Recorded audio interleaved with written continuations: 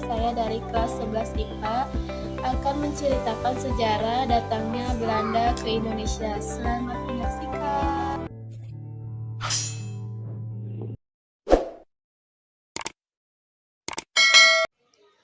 Fase pertama awal kedatangan Belanda ke Indonesia pada tahun 1546 sampai 1601. Orang Belanda yang pertama kali berhasil mendarat di Banten tahun 1546 adalah Cornelis de Hoornpen. Dia mendarat bersama pelaut ekspedisi Belanda seperti dikutip dari buku sejarah SMP kelas 8 oleh Dres Anwar Kurnia dan Dres Hamah Suryana. Kedatangan rombongan pertama Belanda di Banten ini tidak membuahkan hasil karena sikap kasar, sombong, dan niat menerapkan sistem monopoli membuat penduduk pesisir Banten mengusir mereka.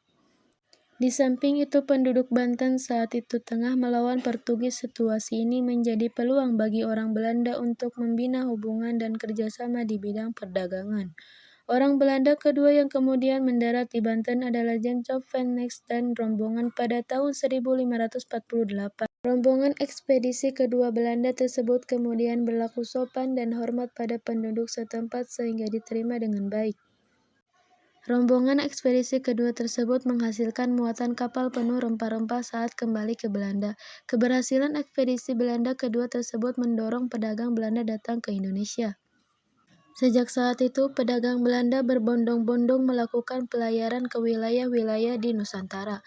Saat itu belum ada ikatan yang mempersatukan dan memperkuat kedudukan pedagang Belanda di Nusantara. Johan van Oldenbarneveldt lalu mengusulkan agar penduduk Belanda membuat kongsi dagang seperti yang dilakukan Inggris dan Prancis.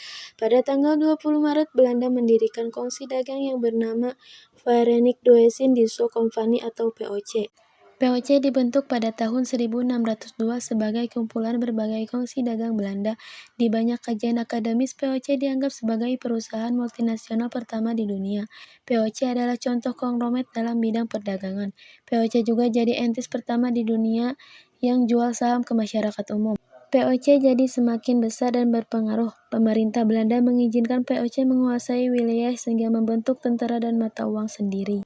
VOC akhirnya jadi perusahaan terbesar dalam sejarah. Nilai perusahaannya belum tersaingi sampai sekarang. Karena rugi besar dan banyak korupsi, VOC dibubarkan pada tahun 1799. Aset VOC termasuk wilayah jajahannya di nasionalisme diambil alih pemerintah Belanda. Selama VOC berkuasa, Indonesia adalah jajahan sebuah BUMN. Sekian dari saya.